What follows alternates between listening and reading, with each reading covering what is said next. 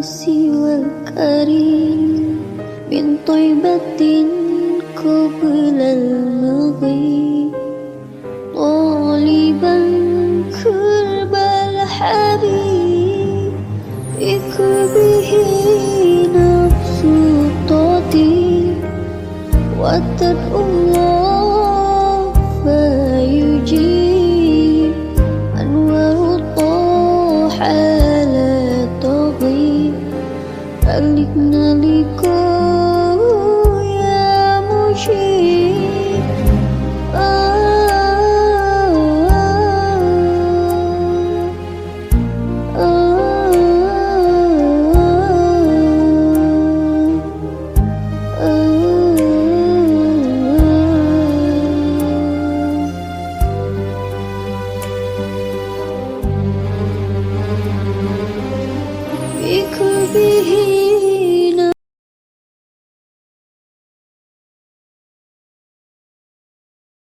Yang terhormat serta dimuliakan Al-Ustaz Muhammad Sarwani Musa Abdullah, yang kami muliakan, yang terhormat serta dimuliakan Kiai Haji Sayyidi Ilyas yang kami hormati, yang terhormat bapak-bapak, ibu-ibu hadirat yang hadir pada hari ini, dan tidak dapat saya sebutkan satu-satu, namun insya Allah tidak akan mengurangi rasa hormat saya.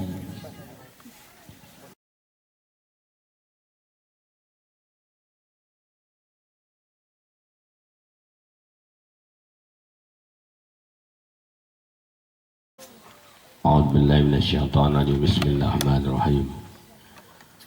Alhamdulillah rabbil alamin. Alhamdulillahilladzi hadana li hadza wa ma kunna linahtadiya laula an hadanallah. Wassalatu wassalamu ala Rasulillah wa ala alihi wa sahbihi wa mawala wa la hawla wa la quwwata illa billah. Amma ba'da. Hadatul mukarramin wal mukhtaramin fara'alim wal ulama, dimanapun beliau berada, yang kita selalu hormati, selalu kita taati fatwa-fatwa beliau. Wabil khusus Al-Mukarram Kiai Haji Sayyidi Ilyas, yang alhamdulillah beliau berkenan hadir pada acara kita pada pagi hari ini. Mudah-mudahan beliau selalu diberikan kesehatan oleh Allah Subhanahu wa taala, kesehatan zahir dan batin, hingga fatwa-fatwa beliau menjadi tuntunan dalam kehidupan kita bersama. Akhirnya al-kiram, Ustaz Mustawifin yang saya hormati, kemudian Sobil Baiz, segenap tamu undangan, bapak-bapak, ibu-ibu, hadirin wal hadirat yang dirahmati Allah Subhanahu wa taala. Alhamdulillah pada pagi hari ini, dan insyaallah pasti penuh barakah, kita bersama-sama berkumpul fi hadhil maqbarah. Mudah-mudahan dengan kehadiran kita menghormati guru-guru kita, Allah Subhanahu wa taala melimpahkan rahmatnya kepada kita semua. Allah akan melimpahkan ridhonya kepada kita semua. Allah mengampunkan dengan asbab-asbab beliau. Allah ampunkan semua dosa-dosa kita. Kemudian Allah berikan kita keturunan soleh-solehah. Allah berikan kita rezeki yang luas, yang barakah. Kemudian akhirnya kita kumpul lagi dalam surga Allah Subhanahu wa taala. Alhamdulillah, pada pagi hari ini kita bersama-sama bertepatan juga dengan haulnya guru kita semua, yaitu Allahyarham Al-Ustaz Muhammad Shawab bin Nabi Usman. Kemudian kita gabung juga haulnya Allahyarham Al-Ustaz Muhammad Aswad, dan akhirnya Abdul Ghafur putra beliau. Mudah-mudahan dengan kehadiran kita ini sama-sama Allah melimpahkan rahmatnya kepada kita semua. Karena memang penghormatan terhadap guru-guru kita, walaupun beliau sudah tidak ada, itu tetap wajib kita hormati, tetap wajib kita kunjungi. Karena memang ada satu makalah itu, ala sawab. Laula murabbi ma arabtu rabbi. Jikalau tak ada guru kita, kita tak akan bisa mengenal Tuhan kita. Jadi kita menghormati guru, dalam arti sama juga kita menghormati Rasulullah sallallahu alaihi wasallam. Karena para ulama itu warasatul anbiya. Ulama itu adalah pewaris Nabi. Ini kita menghormati ulama, baik pun yang masih hidup maupun yang sudah meninggal. Pada hakikatnya kita juga sama menghormati dan memuliakan Nabi sallallahu alaihi wasallam. Di pada malam ini, pada pagi hari ini sama-sama kita tahlil. Kita wasilah dengan beliau, mudah-mudahan semua apa hajat kita dikabul Allah Subhanahu wa taala. Al-Fatihah. A'udzubillahi minasyaitonir rajim. Bismillahirrahmanirrahim. Alhamdulillahi rabbil alamin. Ar-Rahmanir Rahim. Maliki yaumiddin. Iyyaka na'budu wa nasta'in. Shiratal mustaqim. Shiratal ladzina an'amta 'alaihim ghairil maghdubi 'alaihim waladdallin. Amin.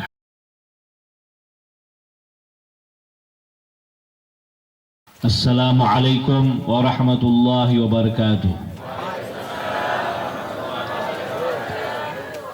Alhamdulillahi wa kafa wassalatu wassalamu ala rasulihil mustafa wa ala alihi wa ashabihi ahli sidqi wal wafa. Allahumma salli wa sallim wa barik wa karrim wa majid wa azim ala sayyidina Muhammad wa ala alihi wa sahbihi wa sallim. Qala Allah subhanahu wa ta'ala wa la tahsabanna alladhina qutilu fi sabilillahi amwat bal ahya'un 'inda rabbihim yurzaqun. Sadaqallahul azim. Yang saya hormati segenap para habaib, para alim ulama, para tokoh masyarakat,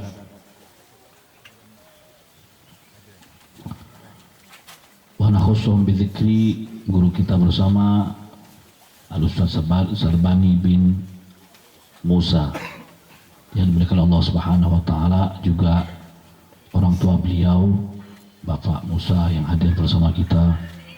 Semoga beliau ini diberikan kesehatan oleh Allah Subhanahu wa taala, panjang umur, sehat walafiat dalam taat ibadah kepada Allah Subhanahu wa taala, dan mudahkan segala urusannya, sampaikan segala hajat-hajatnya. Amin ya rabbal alamin.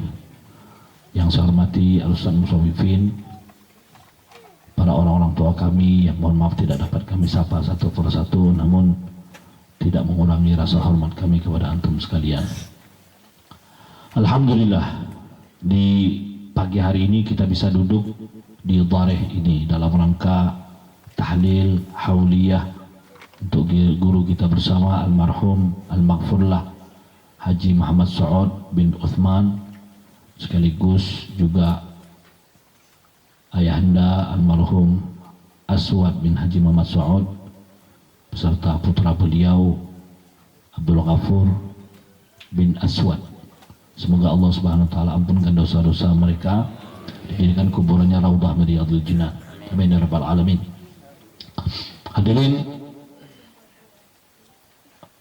ayat yang kita baca di atas, wala tahsabanna alladzina qutilu fi sabilillahi amwat. Janganlah kau lihat, jangan kau kira orang-orang yang mati fisabilillah itu meninggal dunia atau mati. Bal ahya'un 'inda rabbihim. Namun pada dasarnya mereka itu di sisi di Tuhan Allah, di sisi Tuhan mereka ahya'un, hidup, yurzaqun, dan mereka itu diberi rezeki, diberi nikmat oleh Allah Subhanahu wa taala. Pada dasarnya kita ini mendoakan orang mati, tapi yang seharusnya didoakan kita. An-nasu niyamun fa idza matu intabahu. Kita ini tidur, kata Imam Ali. An-nasu niyamun, manusia itu saat ini sedang tertidur.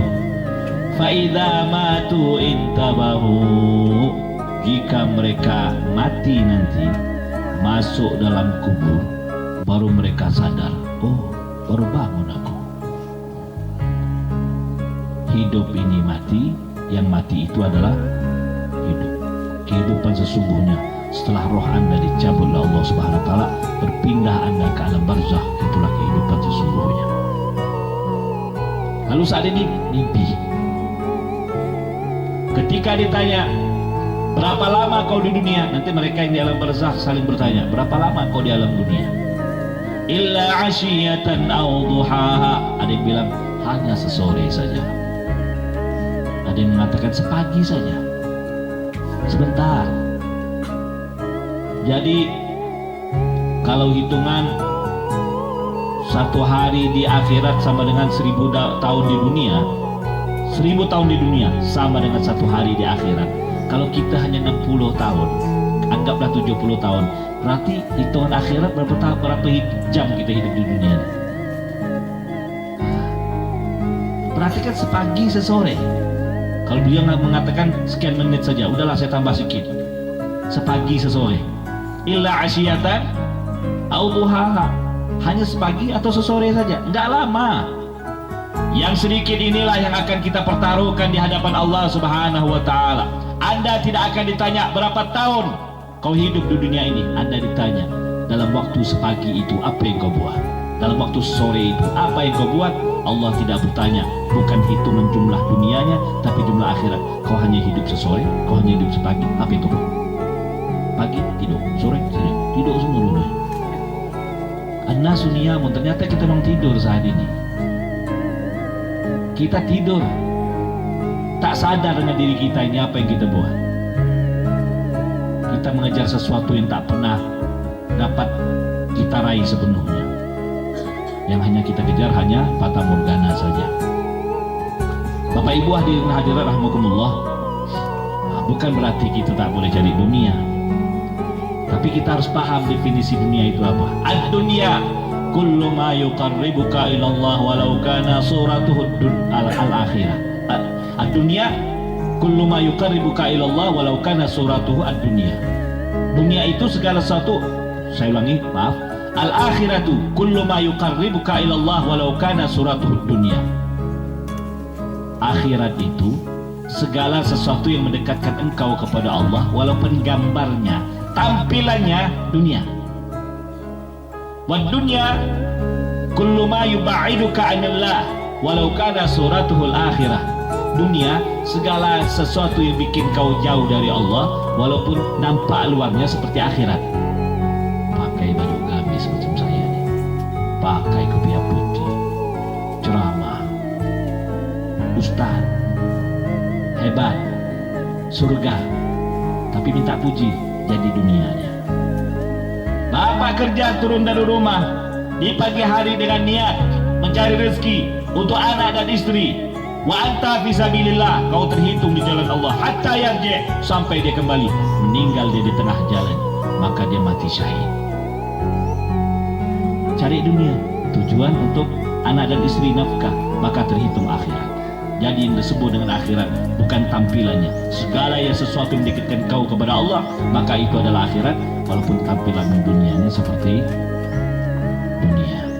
Bapak Ibu hadirin hadirat rahimakumullah. Nah, inilah pada dasarnya yang kita pertaruhkan di dunia ini. Ini waktu yang sesaat ini. Memang sesaat, illa asyiyatan aw duha, sepagi atau sore, enggak lama. Tapi setelah kita hitung-hitung hadirin, memang tak lama. Saya mau tanya, sebelum Anda terlahir ke dunia ini, Anda berada di mana? Perut mak saya, Pak Ustaz, tentulah. Tak mungkin pula perut mak orang. Ya, di mana kita? Alam mana kita? Iya, alam rahim enggak lama. Sebelumnya ada di alam mana? Alam arwah. Wa id akhadha rabbuka min bani adama min zuhurihim dzurriyyatahum wa asyhadahum ala anfusihim alastu bi rabbikum qalu bala syahidna. Ayat ini guru-guru sering menyampaikannya, mungkin Ustaz Sabani juga pernah menyampaikannya. Kita di dulu pernah diambil perjanjian oleh Allah, dibaiat. Sebelum kita dibaiat oleh guru-guru kita, Allah sebelumnya serah membaiat kita dulu di alam arwah. Ingatlah ketika Allah Subhanahu wa taala membaiat kepada Adam dan keturunannya, seraya Allah bertanya kepada mereka, alastu bi rabbikum, bukankah aku ini Tuhan kalian? Qalu bala syahidna, kami bersaksi Allah engkau adalah Tuhan kami. Kita ini dulu udah hidup di alam lain, di alam sana, alam arwah. Belum ada ini. Alam arwah bukan alam barzakh, beda. Alam arwah dulu sebelum kita dilahirkan.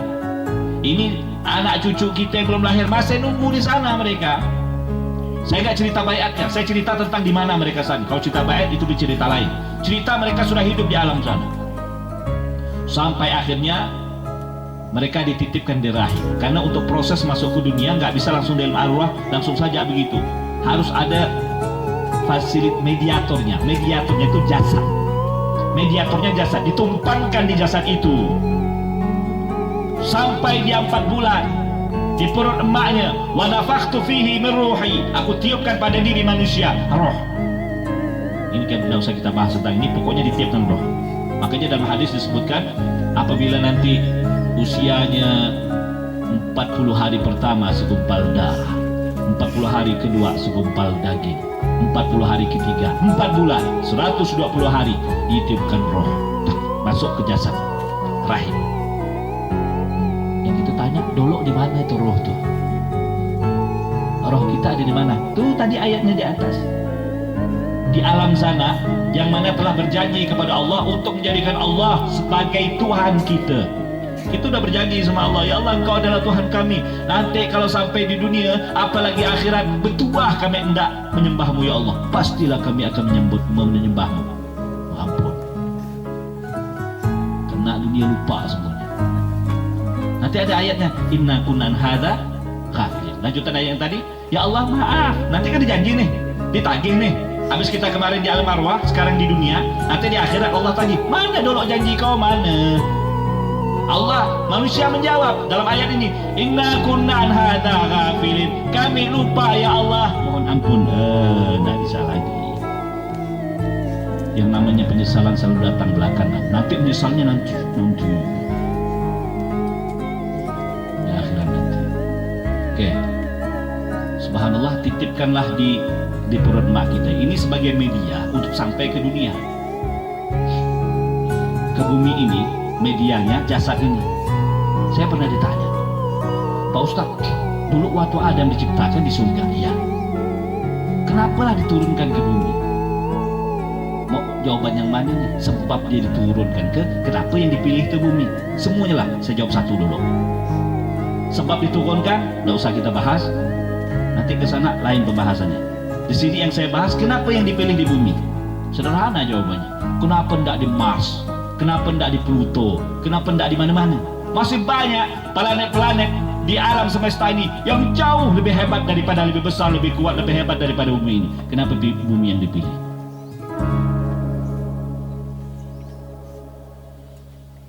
Ternyata ini tadi jasad manusia ini adalah sebuah unsur yang tak cocok untuk unsur itu fasilitasnya kecuali memang bumi. Allah ciptakan tubuh jasad ini perlu air. Di bumi ada air. Perlu api, di bumi ada api. Perlu oksigen, di bumi ada oksigen. Perlu makanan, di bumi ada. Perlu ikan, protein ada. Perlu gizi ada. Jadi semuanya ada. Jadi di planet-planet luar sana ada memang lebih besar, tapi tidak semuanya lengkap selengkap yang ada di bumi. Allah Subhanahu wa Ta'ala ketika kirimkan manusia ke muka bumi ini, tidak Allah kirimkan begitu saja. Allah lengkapkan dengan segala fasilitasnya. Tinggal bagaimana cara kau menggalinya. Saking hebatnya manusia menggali itu. Bukan hanya buminya digali, sampai ke bawah digali, sampai terbang itu ke atas. Jadilah pesawat, jadi listrik, jadi semuanya. Potensi otak yang Allah kirimkan dengan kebutuhan tubuh manusia yang diantara semua planet yang ada ini, yang paling cocok adalah bumi, maka dikirim ke bumi. Karena semua unsur manusia, tubuh manusia yang paling cocok, unsur-unsurnya ada di bumi. Bapak Ibu hadirin hadirat Allah, lahirlah kita ke muka bumi ini. Nah, sampai di bumi ini, di dunia ini, saya mau tanya, ingat tak kita dengan janji kita dulu sampai di bumi ini? Kita kan pernah buat janji nih sama Allah nih. Alastu bi rabbikum, bukankah aku Tuhanmu? Qalu balu syahidna, kami bersaksi Allah Engkau ada Tuhan kami. Ingat tak kita dengan janji gitu tuh? Ingat kita ada. Banyak lupa kata Ustaz. Sama dengan saya. Makanya Rasulullah mengatakan jaddidu imanakum, biqauli la ilaha illallah. Perbarui terus iman kalian dengan perkataan la ilaha illallah. Hidup dengan la ilaha illallah. Dewasa kita dengan la ilaha illallah. Mau cabut nyawa nanti dengan la ilaha illallah. Kenapa? Ini yang kita buat dulu dengan Allah di alam al-arwah. Sampai di dunia ini lupa la ilaha illallah. Oh tapi kami la ilaha illallah terus Pak Ustaz tiap malam, setiap Jumat. Itu kan mulut. Kalau mulut mau 1000, mau 1 juta, mau 1 miliar, nggak ngaruh buat badan kita. La ilaha illallah di dalam hati yang sesungguhnya. Saya sedikit bahas tentang la ilaha illallah, maaf Ustaz. La ilaha illallah itu artinya apa? Kan umumnya kita bilang la ilaha, tiada Tuhan. Ilah itu kan ma'bud. Ma'bud bihaqqin fil wujud ilallah. Tiada sesembahan yang berhak untuk disembah kecuali Allah. La ilah itu banyak, Tuhan itu banyak. Pohon ini Tuhan, ada orang nyembah pohon. Matahari itu Tuhan. Seperti Nabi Ibrahim kita keluar dari gua melihat, oh matahari ini adalah Tuhanku. Setelah hilang, oh Tuhanku tak mungkin hilang. Muncul rembulan, oh ini ada Tuhanku. Hilang itu rembulan, oh ini bukan Tuhanku. Berarti Tuhan itu banyak, matahari, rembulan, makanya ada dewa bulan, dewa matahari, macam-macam. Tapi bihaqqin fil wujud, yang paling hak untuk disembah hanya satu, Allah. Makanya la ilaha illallah. Tidak ada Tuhan. Jadi Tuhan itu banyak, kecuali Allah hanya satu. Sekarang mau saya tanya nih, benar gak la ilaha illallah? Tidak ada Tuhan kecuali Allah. Benar atau tidak? Kita kan mengatakan tak ada sesembahan kecuali Allah. Itu kan mulut kita hadirin. Tapi saya mau tanya faktanya. Ada enggak bapak nyembah Tuhan selain Allah? Ada ke tak ada nih? Ada ke tak ada? Ngaku ya lah. Kalau jujur Pak, saya boleh ngaku, saya masih. Ini yang ingin saya perangi di dunia ini. Ini yang bikin hijab antara saya dengan Allah. Ini yang bikin sholat saya tak khusyuk. Ini yang bikin saya tidak dekat dengan Rabbi Azza wa Jal. Ini yang bikin hidup saya tak tenang. Karena masih ada hijab Tuhan yang lain selain Allah. Masih ada hijab antara saya dengan Allah. Ini yang harus kita hancurkan, kita pecahkan. Inilah perjuangan kita hidup hanya untuk ini. Waktu saat ini melawan yang satu ini untuk ketemu dengan dia. Tuhan itu, Tuhan yang selain Allah itu. Enggak Pak Ustaz, dulu kami memang biasa pakai sesajen tuh, buang-buang, tak ada lagi. Ini saya cerita berbadi nih Bang. Saya kok di kampung itu kalah orang sini nih. Kalau cerita Bugis saya paling kental Pak. Bikin 3 ceper, 1 buat buang-buang kain, 1 simpan di atas paha kata orang Pontianak, 1 buat makan dalam kelambu. Oh kami tidak buat itu lagi Pak Ustaz. Oke. Berarti kami tidak syirik lagi. Oke. Masih. Ilah yang satu ini ilah yang tak nampak Pak, yang disebut syirik khafi. Tuhan yang mana? Tuhan yang bernama nafsu. Allah sendiri yang mengatakan kau ini ada Tuhan selain aku. Enggak ya Allah, kami enggak nyembah pohon, enggak nyembah dewa dan sebagainya. Masih ada Tuhan yang lain yang kalian tak sadar, yang selama ini kalau kalian sembahi. Apa kata Allah Subhanahu wa taala? Afara'aita man ittakhadha ilahahu hawahu. Apa pendapat engkau terhadap orang menjadikan ilahahu, Tuhan dia, hawahu, menjadikan hawa nafsunya sebagai Tuhannya. Oke, Bapak Ibu tak ngaku ada Tuhan selain Allah. Saya tes. Mata lebih suka melihat hal-hal yang diinginkan Allah atau lebih suka melihat hal-hal yang diinginkan nafsu?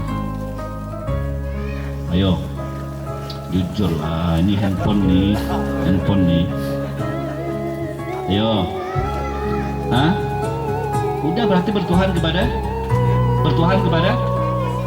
nafsu, ya udah itu saja. Arti bertuhan itu menjadikan panutan kita. Ilah itu bisa diartikan panutan, condong, tuntunan hidup. Apa pendapat engkau terhadap orang menjadikan hawa nafsunya sebagai tuntunan hidupnya? Ilahahu, tuntunan hidupnya. Kan kita kan mata apa kata nafsu, mulut apa kata nafsu, langkah kaki apa kata nafsu. Apa kata nafsu bukan apa kata Allah. Kalau kata Allah makan baca bismillah, ada makan baca bismillah, mengampun. Kalau apa kata Allah masuk WC kaki kiri. Ya, kalau apa kata Allah tidur menghadap sebelah kanan, kemudian berwuduk dulu. Itu paling sederhana. Belum kita cerita mulut. Kalau apa kata Allah tidak pernah ngata orang. Apa kata Allah selalu baca Al-Quran. Apa kata Allah selalu bersalat Nabi SAW. Bukan apa kata nafsu. Faktanya kita masih mempertuhankan nafsu. Anda memang tidak menyembah pohon, Anda memang tidak menyembah matahari, bolehlah Anda tidak menyembah rembulan, tapi kalau menyembah nafsu, saya belum jamin kalau Anda tidak lari dari nafsu Anda. Masih Pak. Makanya Allah mengatakan kalau orang masih menyembah hawa nafsunya, ini kata Allah dalam Quran, bukan kata saya Pak, Allah yang ciptakan kita, Dia yang tahu penyakit kita. Wa adallahu Allah ala ilmin. Orang seperti itu aku sesatkan hidupnya. Allah beri repot, Allah beri dia susah, Allah beri tidak ketenangan hidup. Kaya dia, tak akan merasakan kekayaannya. Hebat dia, selalu merasa ada persaingan dengan orang lain. Populer dia, tetap merasa diremehkan orang. Karena yang disembah adalah hawa nafsunya. Tuhan ini yang mau kita hancurkan Pak. Makanya kata Rasulullah, raja'na min jihadil asrar ila jihadil akbar. Kita pulang dari jihad kecil menuju jihad besar. Ya Rasulullah, apakah ada jihad yang lebih besar daripada perang Badar? Ada, kata Rasulullah. Jihadun nafas a'da aduwika nafsukal ladzi baina jambaik. Musuh terbesar bagimu, nafsu yang ada pada dirimu. Itu yang kau perangi, yang selama ini kau sembah. Ini yang kita sembah Pak. Mulut lebih nyaman muji orang atau lebih nyaman ngata orang? Hah? Benar sekian. Ini Pak. Inilah perjuangan hidup kita. Jadi perjuangan kita ya untuk ini. Yang sesaat tadi yang kita sebut, sepagi, sesore, sepagi, sesore. Ya kita hanya memperjuangkan ini. Bagaimana menghancurkan yang tadi. Oleh sebab itu nafsu itu nanti, batin nafsu itu tak boleh diikuti Pak Ustadz. Siapa bilang nafsu tak boleh diikuti? Nafsu itu kita jadikan sarana untuk dekat sama Allah. Makan itu nafsu hadirin. Tapi bagaimana makan itu untuk Allah? Makan dengan sunnah Nabi Muhammad SAW. Kalau kau makan tak pakai sunnah, apa bedanya kau dengan orang kafir? Apa bedanya kau dengan kambing? Kambing makan, orang kafir makan. Tapi seorang muslim ketika makan mendekatkan dirinya kepada Allah Subhanahu wa taala. Setiap suat nafsinya adalah tasbih. Orang kafir tidur, Anda tidur, kambing juga tidur. Yang membedakan setiap nafas Anda ketika tidur adalah tasbih. Tidur itu nafsu, makan itu nafsu.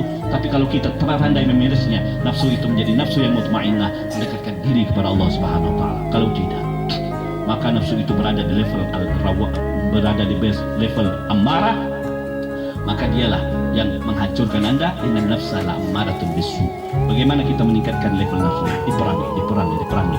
Dari yang namanya amarah, naik kemudian lawamah, naik kemudian mulhamah, naik ke mutmainnah, aman.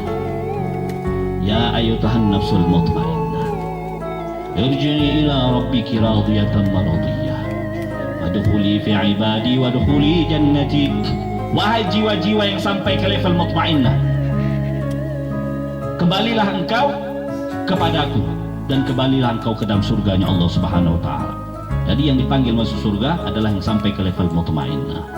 Alangkah indahnya, bukan hanya mutmainnah, naikkan lagi kepada radiyah, lebih hebat lagi mardiyah, sampai ke puncak terakhir bernama kamilah. Jadi Pak, nafsu itu nggak salah. Oh kita ini kan manusiawi, sama-sama punya nafsu. Iya, cuman aku ini tak aku ikuti. Kalau kau tuh apa kata nafsu, itu bedanya. Kau suka perempuan, aku suka juga. Tapi bedanya kalau kau tuh tak boleh nengok sikit, kalau aku tahan-tahan. Itu yang bedanya. Kita ini kan yang disuruh ini kan nahan-nahan, bisa mengendalikan. Bapak, saya ini Pak Ustadz, bolehlah tua-tua gini, tapi masih banyak suka. Kau kira kau ya? Aku ini lebih-lebih lagi. Cuman ditahan-tahan, Bu ya, mabuk. Ini contoh untuk laki-laki ini contohnya. Sama gak perempuan? Aku tuh bisa beli ini, semua bisa. Bapak nak, ibu nak beli ini, beli itu, beli ini, beli itu, semuanya bisa. Tapi kan ditahan-tahan. Itulah namanya pengendalian hawa nafsu. Yang jadi musuh kita tadi itu, yang tak bisa terkendali. Sama-sama perang nih, sama-sama tak bisa mengendalikan. Kata bininya, bang, tengok orang dah beli kulkas baru. Ya, ambil lagi. Bang, tengok orang dah beli rumah baru. Ya.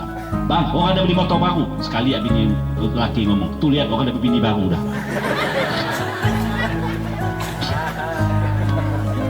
Makanya terkadang saya bilang sama istri saya, kau jangan minta sesuatu yang abang kau ni tak sanggup. Kenapa pula abang? Nanti abang minta sesuatu yang kau tak sanggup. Ujung-ujungnya sama-sama nahan. Nafsu nih Pak, sama-sama punya kita, sama. Bapak pengen populer, saya pengen populer. Bapak pengen ngetop, saya pengen ngetop. Bapak pengen kaya, saya pengen kaya. Bapak pengen beli lagi, apa lagi saya? Tapi ditahan. barang bukan tak bisa. Itulah namanya pengendalian hawa nafsu. Sampai akhirnya levelnya naik. Ini kalau saya kalau saya serang satu-satu nih dari amarahnya, kelawamanya, mulhaman, panjang ceritanya. Bagaimana cara meningkatkan level nafsu? Intinya perang lawan hawa nafsu. Hadirin hadirat rahimakumullah. Sampailah nanti kita meninggal dunia, masuklah kita ke alam barzakh. Alam barzakh itu alam penantian. Jadi guru-guru kita ini, kita tidak perlu pikirkan, Pak, ajakan haul ini bukan untuk doakan mereka, enggak. Ini untuk kita. Macam mana kita nak jadi macam mereka gitu loh. Kalau mereka nggak perlu perlu kita perhatikan lagi, nggak perlu kita pedulikan amat gitu kasarnya. Kenapa? Beliau ini orang-orang soleh. Anak-anak beliau orang-orang soleh yang mendoakan, sudah cukup sudah. Belum lagi jariahnya. Kita nih macam mana gitu loh. Masuk kita ke alam barzakh, baru kita terbuka mata gitu. Sini di alam barzakh itu alam penantian. Datuk nenek moyang kita yang sudah meninggal saat ini masih menunggu di alam barzakh sampai nanti datang hari kiamat. Kita semuanya di bumi hanguskan, masuklah kita ngumpul sama-sama. Setelah nanti dalam barzakh, baru diikuti sangkakala yang kedua, barulah kita sama-sama di padang mahsyar dikumpulkan. Di padang mahsyar masih jauh nih Pak. Jadi datuk nenek moyang kita kira dah surga dari mana? Belum. Kalaupun beliau ini mendapatkan kenikmatan itu namanya kenikmatan barzakh yang Allah kirim dari surga, bukan kenikmatan yang sesungguhnya yang ada dalam surga sana. Belum. Ya, beda kasusnya dengan orang-orang yang bejat. Sekarang disiksa Pak, tapi bukan siksa di neraka, siksa kubur namanya. Maka ada doa, Allahumma inni a'udzubika min adzabil qabri. Ya Allah, minta perlindungan dari azab kubur. Itu doa Rasulullah yang diriwayatkan dari Imam Bukhari, hadis sahih. Orang yang disiksa dalam kubur nih Pak bilang apa? Ya Allah, tak tahan aku disiksa di kuburan. Cepatlah datang kiamat. Dan nanti di akhirat cepat prosesnya. Dia tidak tahu neraka lebih parah. Karena neraka belum. Nanti setelah sangkakala yang kedua, barulah mereka digiring sama-sama di padang mahsyar, termasuk kita ada di sana. Nanti barulah proses yang namanya hisab. Ini sama-sama Pak. Kita ngumpul semua nanti ini. Yang hisab, kemudian mizan, yang atau al-kutub pemberian kitab, sirat. Sirat penentuan. Kalau dia selamat, surga di depan. Kalau tak selamat, neraka di bawah. Jadi masih jauh perjalanan ini. Seyogyanya untuk berjalan yang jauh, maka harus banyak bekal yang kita bawa. Padahal bekal itu harus banyak kita bawa, waktu yang disiapkan sedikit. Kita masih ada dalam barzakh nih. Setelah barzakh ada mahsyar. Mahsyar itu prosesnya masih ada hisab, mizan, sirat. Jadi perjalanan panjang masih. Logikanya setiap perjalanan panjang, perbekalan harus banyak. Padahal waktu yang disiapkan singkat. Ini kita di dalam waktu singkat, perbekalan tak ada. Pengen masuk surga dari mana? Kalau saya bilang nanti itu kalau kita jadi malaikat, kalau masuk surga dari mana? Perjalanan kau panjang, waktu yang diberi singkat untuk perbekalan, kau tak bekal lagi. Ini mikir kita Pak. Sekali lagi saya ulang, perjalanan masih panjang. Logikanya perjalanan panjang itu memerlukan perbekalan yang banyak. Kita waktu yang disiapkan untuk perbekal itu waktunya hanya singkat, sepagi atau sore. Ini harus kita pertaruhkan. Maka saya mengatakan hidup di dunia ini adalah pertaruhan. Nah, nanti sampai di sana di mahsyar baru Allah tagih. Manusia, ada apa ya Allah? Pernah ingat kau dulu di alam al-arwah? Pernah ya Allah. Apa yang kau buat dengan aku? Aku berjanji menjadikan engkau sebagai Tuhanku. Oke. Lalu apa yang kau lakukan di dunia? Kami lupa ya Allah. Lalu sekarang kami minta ampun. Oh, di akhirat tak ada tempat ampunan. Di sini tempat hisab penghitungan. Makanya Allah mengatakan tadi apa? Inna kunan hadza ghafilin. Ketika ditagih janji itulah Allah di padang mahsyar nanti, semua manusia ya Allah kami lupa dengan janji kami. Apa yang melupakan kita? Dunia. Nah, kalau saya bikin pertanyaan, Pak Ustadz, kenapa lah di dunia kita bisa lupa? Ini masalahnya. Padahal dulu alam arwah saya udah berjanji sama Allah. Di akhirat pun nanti saya sadar. Lalu kenapa di dunia ini saya lupa? Itulah masalahnya, nafsu. Itu penyakit nafsu itu. Jadi Pak, ternyata roh ini kan bagus nih. Masuk ke batang tubuh kita yang ada dalam rahim, keluarlah kita sama-sama nih. Nah, tubuh inilah yang nanti membawa nafsu. Ketika kita lahir ke muka bumi ini Pak, nafsu ngikut, roh ngikut. Makanya kita semua hidup ini ada potensi dua. Potensi rohania, potensi nafsu. Ketika orang melakukan mengikuti hawa nafsunya, maksiat sebagainya. Coba Bapak tanya, kira-kira yang kau lakukan ini benar atau tidak? Kenapa kau masih buat? Itulah. Kau mau anak kau macam gitu? Tak mau Pak Ustaz, maka saya pondokkan. Kau pengen anak kau selamat, kau dulu yang harus selamatkan diri. Maka karena saya kejar ini Pak Ustaz, anak saya pondokkan. Sadar tak gitu? Sadar tak Pak? Kenapa masih dibuat? Nah, itu masalahnya. Ini pertanyaannya. Kenapa masih kau buat? Nah, yang sadar tadi itulah rohnya yang telah berjanji kepada Allah, yang masih melakukan kejahatan, nafsunya yang belum bisa dikendalikan. Kita Pak ikut hawa nafsu, ikut hawa nafsu, ikut hawa nafsu. Masuk kita dalam kubur nanti. Saya mau tanya, nafsu kita ngikut enggak? Enggak Pak. Nanti roh kita yang ditanya oleh Allah Subhanahu Wa Taala. Jasad ini udah tidak ada lagi. Nah, oleh sebab itu roh ini yang harus kita hidupkan. Wa anta birruhi la bil jasadi insan. Yang Allah hitung darimu adalah rohmu, bukan jasadmu, bukan nafsumu. Kelak dia akan ditanya. Maka ini yang harus diasah dengan pengajian, dengan majlis. Oleh sebab itu kita tak bisa jauh dari guru. Maka beliau sudah mengatakan tadi, laula murabbi ma'arabtu rabbi. Kalau bukan guru aku tak tahu Tuhanku. Karena untuk memperkenalkan roh dengan Allah Subhanahu Wa Taala, untuk kenal kembali yang selama ini dilupakan nafsu, yaitu guru-guru kita, majelis ilmu dan sebagainya. Perlu kita datang ziarah, perlu kita akan ada haul seperti ini supaya mengkoneksikan kembali kita dengan para guru-guru kita. Itu tujuannya. Majelis ta'limnya ditinggalkan, bantu beliau ya, hadir. Ustaz saya nggak paham, nggak perlu paham, hadirin, hadir. Saya selalu bilang dengan anak-anak anggota kita pengajian, saya bilang begini, ingat adik-adikku, wahai anak-anakku sebelah, belajar sebuah keniscayaan. Ilmu dari Allah. Kita belajar bukan untuk jadi orang alim, tapi memang tugas dari Allah SWT. Masalah alim dan alim, kecerdasan kan Allah yang ngasih, ilmu kan Allah yang mahamkan. Sama dengan kerja Pak, kerja harus keluar rumah cari nafkah, wajib bagi seorang laki-laki. Rezeki di tangan Allah.